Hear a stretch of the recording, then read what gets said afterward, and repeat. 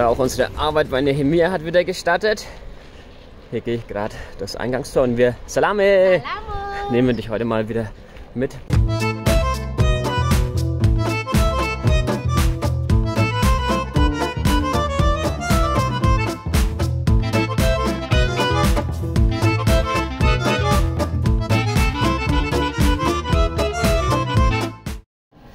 Wir gehen jetzt erst zur Mitarbeiterversammlung hoch.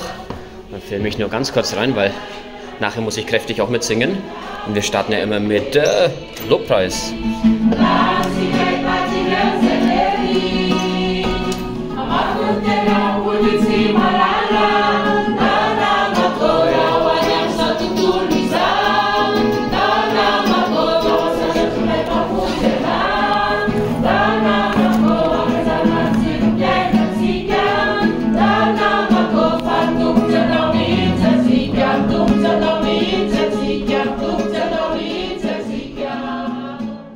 Wie so oft gibt es auch ein kleines Spiel bei der Mitarbeiterversammlung, um die Stimmung ein bisschen aufzulockern und um einfach gemeinsam Spaß zu haben. Hier geht es jetzt um Bibelfragen. Heute ist auch noch eine besondere Mitarbeiterversammlung, mit diesen typischen Flaschen hier und auch mit diesem typischen Frühstücksgebäck feiern wir Geburtstage. Hier der Tanteli hat zum Beispiel Geburtstag. Alles Gute übrigens, Tanteli. Wie alt bist du geworden? Wie alt? Ich bin 29. Ah, okay. Herzlichen Glückwunsch. Ich bin angekommen im Nehemia-Zentrum und heute ist ein besonderer Tag, denn es ist heute der erste Kindergartentag. Und ich gucke mal rein. Die sind schon alle da, die Kids. Mal schauen, wir haben nämlich einige neue dabei. Das ist jetzt quasi noch unser, ich sage jetzt mal, Lernzimmer.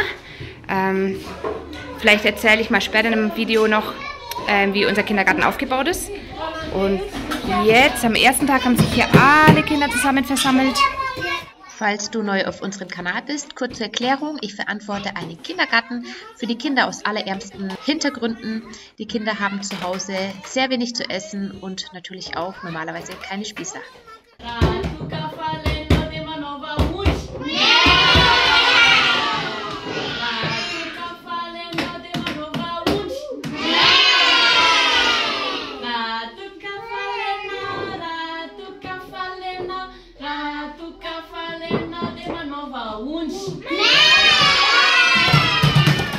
Und so sieht es aus, wenn die Kinder sich auf das bevorstehende Essen freuen. Ein paar neue Kinder habe ich hier gesehen im Kindergarten vorhin und begrüßt. Von diesen Süßen. Die haben sich sogar getraut, ihren Namen zu sagen. War gar nicht schüchtern. Ja, ich glaube, es startet ganz gut. Wir haben schon ein, zwei, die ein bisschen geweint haben am Anfang. Aber die sind, glaube ich, gerade ganz glücklich. Wir haben heute noch Chaos-Tag. Die Kinder dürfen einfach mal nur die Räumlichkeiten kennenlernen. Und es gibt gleich noch ein Goûter, einen kleinen Snack für die Kids. Weil viele von den Kindern, die zu uns kommen, sind sehr, sehr arm und haben meistens noch nichts gegessen. Oft haben die gar nichts zum Essen im Bauch gehabt, ja. Genau, und die haben jetzt schon Hunger und jetzt servieren wir.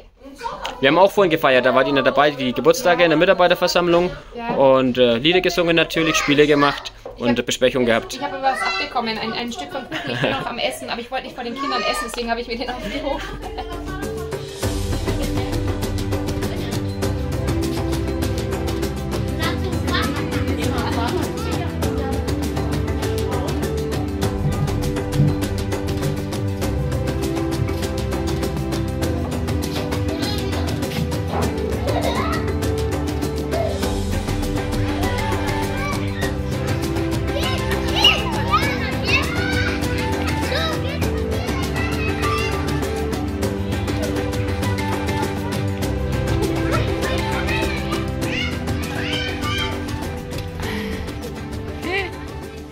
Heute ist ein Tag später und wir haben noch einen Neubeginn, und zwar in der Schule von den Kindern. Und dafür haben wir kleine Schultüten vorbereitet. Das wissen die Kinder aber auch noch nicht. Das ist nämlich bei uns eigentlich nicht so üblich. Aber ich glaube, das macht den Schulstart ein bisschen leichter. Eine kleine Überraschung gibt es heute.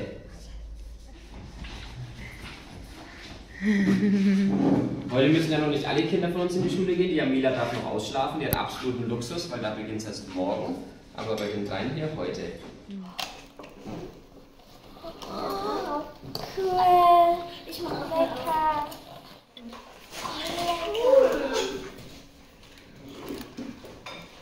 Damit der erste Schultag ein bisschen versüßt wird.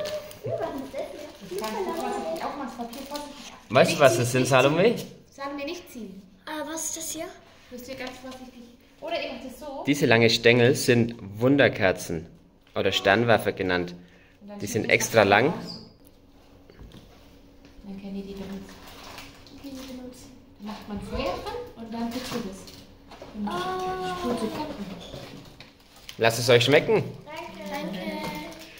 Jetzt frühstücken wir schnell und dann ab in die Schule. Nela, du musst noch das Ersatzauto holen von Nehemia, weil unser Auto ist gestern wieder mal kaputt gegangen auf der Straße. Gestern Abend, wo es schon dunkel war.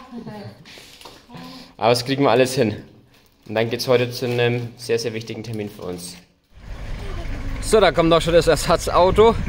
Wir warten hier draußen. Und so kann dann der erste Schultag beginnen. Bist du bereit für ihn? Ja. Freust du dich auch ein bisschen auf die Schule?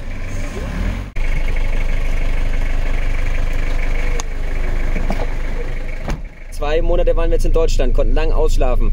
Aber wie ist es jetzt am ersten Tag wieder früh aufstehen zu müssen? Ein bisschen stressig, aber ich freue mich schon, dass ich meine Freunde wiedersehe. Und du, Jaro? Ich finde es auch ein bisschen stressig, aber ich freue mich auch ein bisschen, meine Freunde zu sehen. Aber ich finde auch ein bisschen blöd die Schule, weil da hat man fast keine Zeit mehr zu Hause.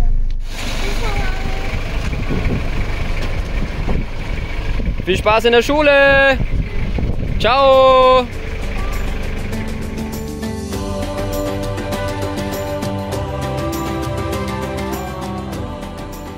Wenn die Gegend wüstenähnlich wird, weiß man, wir sind auf dem Weg nach Antanatanana, unserem Herzensdorf. Dort haben wir etwas Besonderes geplant, aber zuerst einmal wollen wir in unserem kleinen Büro vorbeischauen.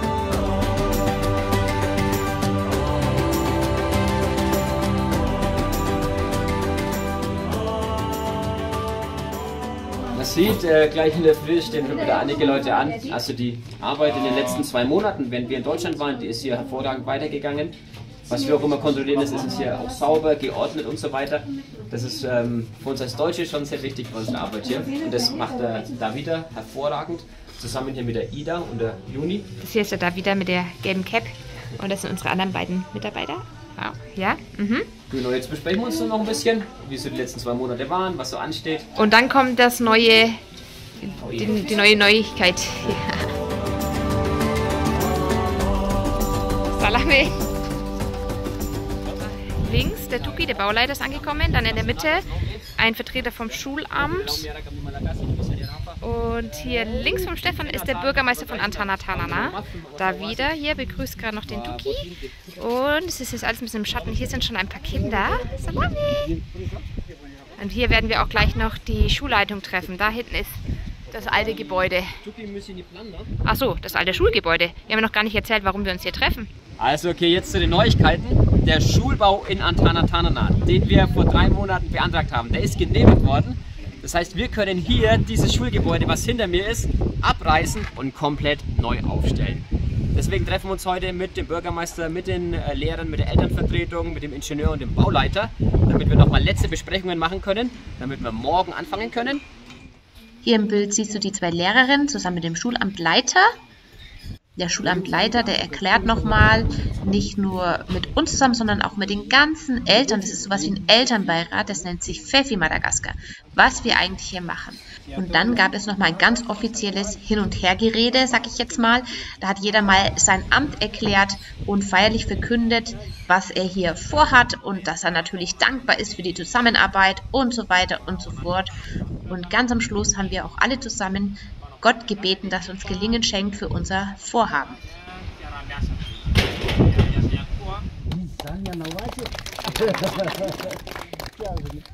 Okay, du wirst bestimmt auch sehen, wie die Schule eigentlich vorher aussah, falls du unsere vorherigen Videos noch nicht kennst. Stefan, zeig mal, hier ist so ein Raum. Also du siehst, es ist jetzt sehr dunkel und alles einfach gehalten. Der Putz bröckelt von der Wand. Es wird hier sehr, sehr heiß im Sommer, da ist nichts, was Lüftung angeht und so weiter. Gucken wir die Tafeln an, es gibt kein Schulmaterial, keine Schränke etc. Bänke gab es, aber nicht genügend und die sind fast so in sich zusammengefallen. Wenn ich da drauf sitzen würde, ja, würden die auseinanderbrechen. Von dem her gibt es da auch komplett neue Ausstattung für innen. Genau, das hier ist ein Klassenzimmer für 2 Schulklassen, gell? Das hier ist quasi die eine Hälfte und ich gehe mal hier kurz rüber. Ja. Das ist aber gerade das Fenster zu, aber ich glaube, man kann ein bisschen was erkennen. Das ist quasi dann der zweite Raum. kann es auch erkennen, hier schön am Boden, der ist nicht mehr so ganz akkurat. Ja, genau, das soll alles schöner werden, gell? Oh ja. Das ist der offizielle Mülleimer hier am Ende vom Grundstück. Und jetzt gucken wir uns das mal von der Richtung an. Das Schöne an dem Grundstück von der Schule ist, dass es doch viel Platz bietet. Das ist super. Wir haben nämlich auch vor, draußen schöne Sachen hinzustellen, dass die Kinder auch eine gute Pausenbeschäftigung haben. Und jetzt zeige ich dir das Klo. Hier ist versteckt die Toilette. Das wird eine der größten Veränderungen sein. Habe ich hier genügend Licht? Genau, hier, so sieht das aus, wenn du in Madagaskar hier aufs Klo gehst. Sorry, aber das da drin ist wirklich Kacke. Ja. Ohne Tür natürlich. Und hier haben wir eine bessere Option, wie ich finde.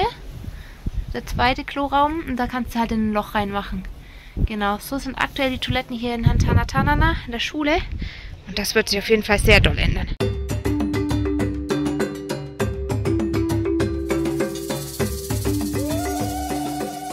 Hier neben dem Schulgebäude ist aktuell ein Brunnen. Und das ist hier sogar sehr super gemacht. Und zwar ist der schon quasi in einem kleinen Häuschen. Das ist wichtig, weil dann ist es nicht so gefährlich, dass da mein Kind reinfallen könnte.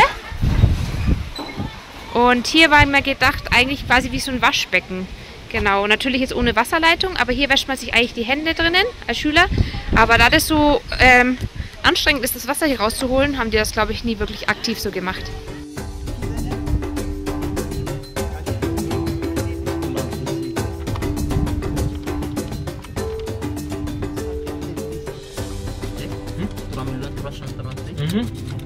Genau, das kommt jetzt vielleicht komisch vor, aber wir sitzen hier für die Geldübergabe im Auto. Das sind immer so Angelegenheiten, die muss man ein bisschen im Versteckten tun, weil hier die Wände Augen haben und viel Geld im Spiel ist.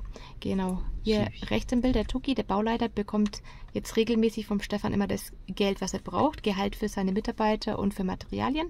Und genau, da machen wir jetzt gerade die erste Übergabe hier im Auto und das ist natürlich mal dicke Geldbatzen, weil es ist weniger als man meint. Man muss sich ja vorstellen, dass 10.000 Ariari, das ist einer von diesen Geldscheinen, die du da unten siehst, umgerechnet 2 Euro sind. Ja, und dann dachten wir, dass wir nach Hause fahren zum Mittagessen und danach die Kinder von der Schule abholen. Aber wie es so ist, passiert Unvorhergesehenes, was man eigentlich schon fast vorhersagen kann, weil wir sind hier in Madagaskar, aber das Auto ist plötzlich kaputt. Ich warte hier auf den ersten neuen Startversuch, aber die Batterie schwächelt. Also sie schwächelt nicht nur, sie funktioniert irgendwie gar nicht mehr.